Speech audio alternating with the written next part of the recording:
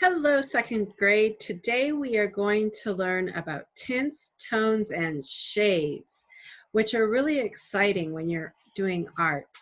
What we need to do is find this paper and this paper.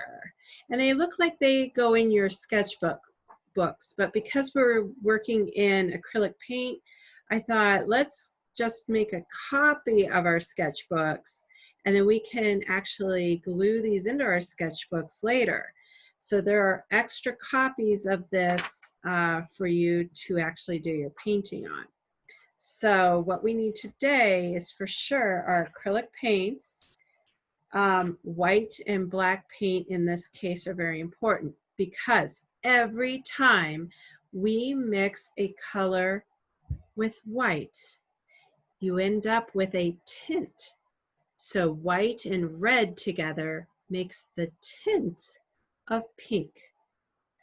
Every time we use the color black and add that to a color, let's say we add a little black to green, you get dark green, and it is considered a shade of green. Okay, so the more black you put in your green will get darker. And all of those darknesses of that shade is called a shade. So that's what I'm trying to say. Now, when we mix white and black together, and remember, it's like a blob of white and a tiny little titch of black creates a medium gray. And that gray, when you add that into a color, creates a tone. And when you go to the paint section at the local hardware store, you'll see all those color splotches in that paint section that you can take home and decide if you like it or not. All those are tones of mixing of paint. So it's different shades of white, gray, yellow, blue, and red.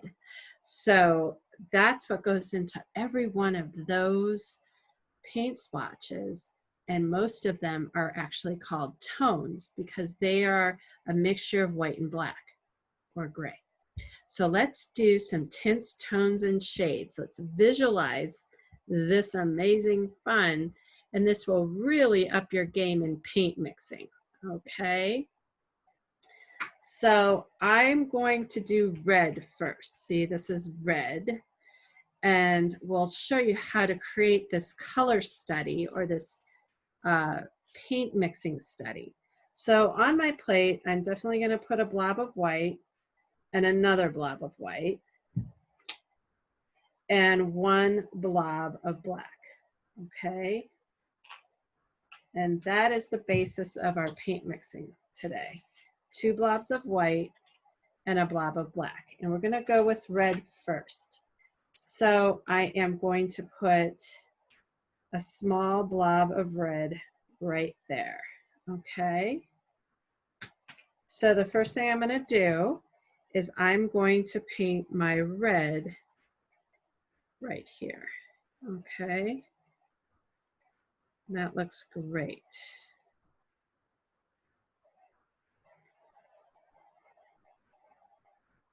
All right, I'm going to really rinse out my brush super well. And on my paper towel, I can kind of see that I still have to continue to clean my brush out.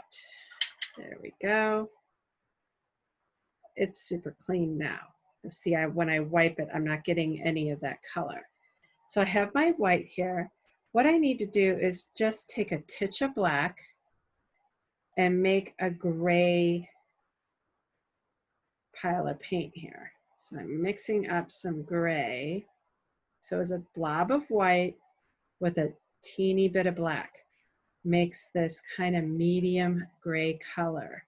And that's what I'm going to use today for my tones. So you're going to do a lot of rinsing of your brush. So if you have to go rinse out your cup and get clean water, that's just part of this today.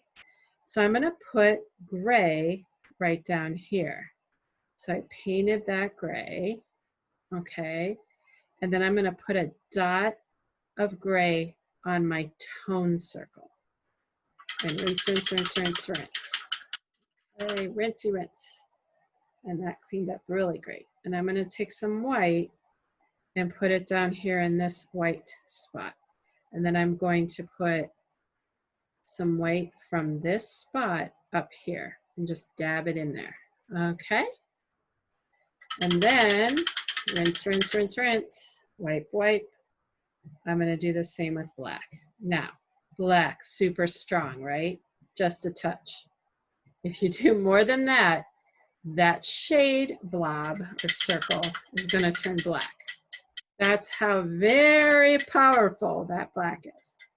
So now let's see what our color study gives us. So I'm going to take some red and I'm going to mix it in with this white. Oh, I get a lovely rose color. Okay. Now more white in this would create a lighter tint. More white equals a lighter tint. Okay, it would become lighter pink. Let me show you. A little more white from my palette, and I mix it in here, and look, I'm getting now a nice, what I'm going to call a rosy pink. Nice pink. Okay, rinse, rinse, rinse. Take a little red and mix it in with the gray. And what you're going to see is this tone of red. Okay, it's a grayish red. Very interesting. I'm going to try to pull this over here. There we go.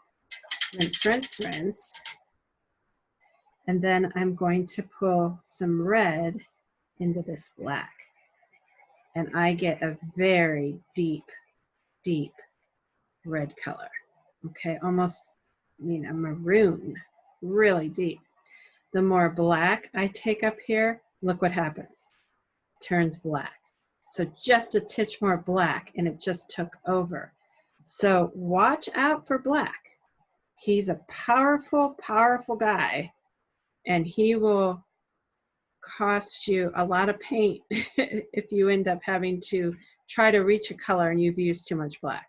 So right now I'm going to move this up, and you can see that there is a tint of red, a tone of red, and a shade of black.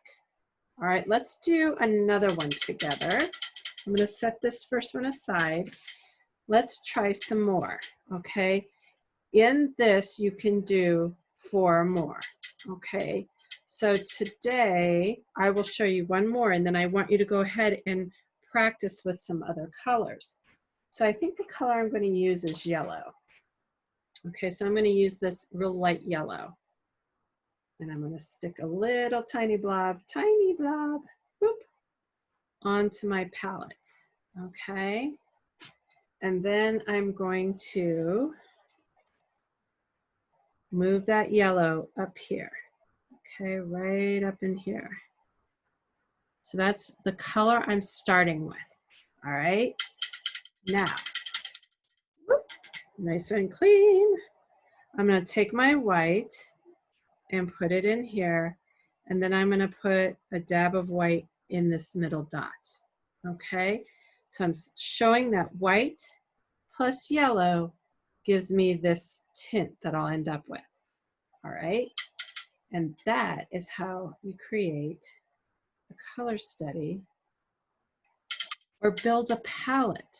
So let's say I was going to paint this amazing painting, and I wanted all kinds of tints, tones, and shades of yellow in my painting.